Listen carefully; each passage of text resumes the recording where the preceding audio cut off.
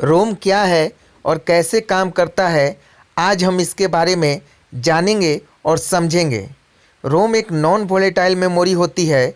इसका मतलब कि ये एक ऐसी मेमोरी डिवाइस या स्टोरेज मीडियम होती है जो कि इंफॉर्मेशन को परमानेंटली स्टोर करती है।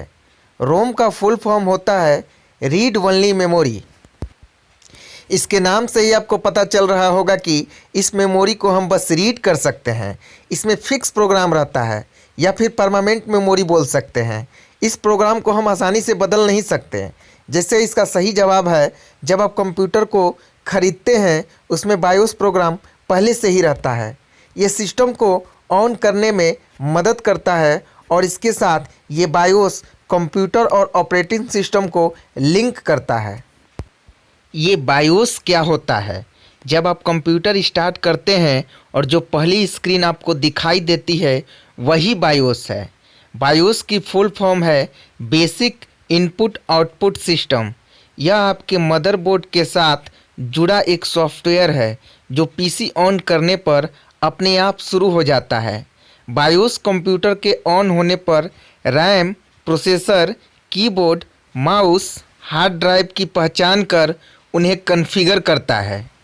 बायोस नए कंप्यूटर में पहले से ही रहता है और ये जिस मेमोरी में रहता है उसी का नाम है रोम। और एक उदाहरण है फार्मवेयर सॉफ्टवेयर प्रोग्राम है जो कि हार्डवेयर के साथ अटैच रहता है और फार्मवेयर में जो प्रोग्राम है वो भी एक रोम चिप में रहता है। इस मेमोरी को नॉन वोलेटाइल मेमोरी भी बोला जाता है। इस मेमोरी को तभी बनाया जाता है जब कंप्यूटर बनते हैं। नॉन वोलेटाइल मेमोरी क्या होता है? कंप्यूटर की ऐसी मेमोरी जिसमें डाटा को सुरक्षित रखने के लिए पावर का लगातार रहना आवश्यक नहीं है, या दूसरे शब्दों में जिस मेमोरी का डाटा पावर ऑफ होने पर भी सुरक्षित रहता है, नॉन वोलेटाइल मेमोरी कहलाती है। एग्जाम्पल के तौर पे read only memory, flash memory, hard disk, floppy disk, magnetic tape, optical disk, paper tape, punch card, ये ऐसी मेमोरी हैं अगर पावर ऑफ भी हो जाए तो हमारा डेटा एकदम सुरक्षित रहता है। चलिए अब रोम के विशेषताओं के ऊपर गौर करते हैं। रोम एक अस्थायी मेमोरी या परमानेंट मेमोरी होती है। इसमें कंप्यूटर की सभी बेसिक फंक्शनलिटी के निर्देश को स्टोर किया जाता है। रोम केवल रीडेबल होती है, मतलब कि इसमें इंफॉर्मेशन को केवल रीड किया जाता है। कीमत की अगर बात करें तो रोम रैम की तुलना में सस्ती होती है। रोम बहुत ही कम ऊर्जा का इस्तेमाल करते हैं, वही वो बहुत ही ज़्यादा रिलायबल होता है। चलिए अब शुरू करते हैं रोम के प्रकार।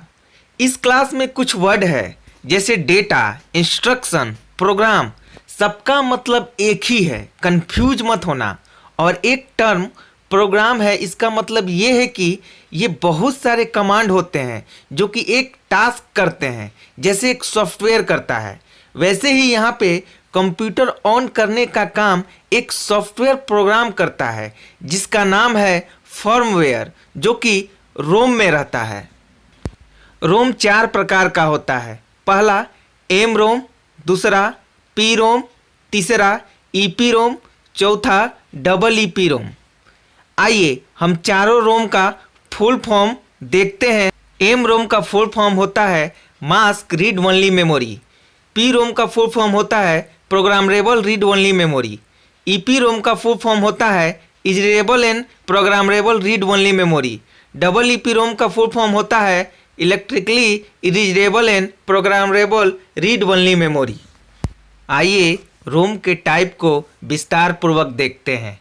पहला मास्क रीड ओनली मेमोरी, ये सबसे पहला वाला रोम है। ये आजकल की दुनिया में इसका इस्तेमाल बिल्कुल ही नहीं होता। ये read only memory hardwire device है जिसमें पहले से प्री प्रोग्राम डेटा और इंस्ट्रक्शन स्टोर किया जाता था। इस तरह के मेमोरी काफ़ी महंगे हुआ करती थी। इस ज़माने में अभी एम रोम कहीं भी नहीं मिलेगा। दूसरा है प्रोग्रामेबल रीड ओनली मेमोरी। यह एक ऐसा रीड ओनली मेमोरी है जिसको हम बस एक बार ही बदल सकते हैं। यहाँ पे बदलना मतलब पी रोम में कुछ नया प्रोग्राम डालना और एक इसको अपडेट भी बोला जाता है। एक बार अपडेट करने के बाद कोई भी इसको दोबारा अपडेट नहीं कर सकता है। यूजर ब्लैंक पी रोम खरीदता है और उसके बाद उसमें जो इंस्ट्रक्शन डालना चाहता है वो डाल सकता है।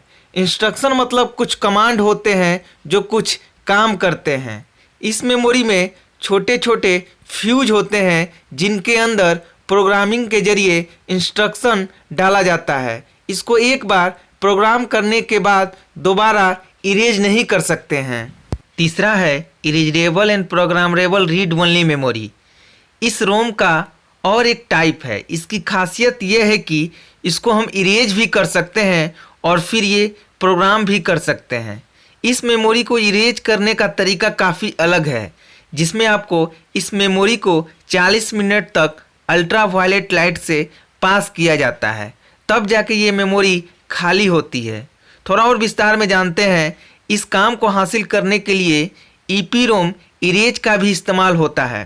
प्रोग्रामिंग करते वक्त प्रोग्रामिंग करने का मतलब वही है अपडेट करना या फिर कुछ नया प्रोग्राम डालना। इसके अंदर चार्ज को डाला जाता है जो कि करीब 10 सालों से भी ज़्यादा तक रखा जाता है, क्योंकि चार्ज को बाहर निकालने के लिए कोई रास्ता नहीं होता, इसलिए उस मेमोरी के अंदर रह जाता है। तो इसी चार्ज यानी इंस्ट्रक्शन को इरेज करने के लिए अल्ट्रा वायलेट लाइट को क्यूटाइज क्रिस्टल विंडो के जरिए पास किया जाता है। इस लाइट के प्रभाव से ही सब चार्ज इरेज हो जाता है।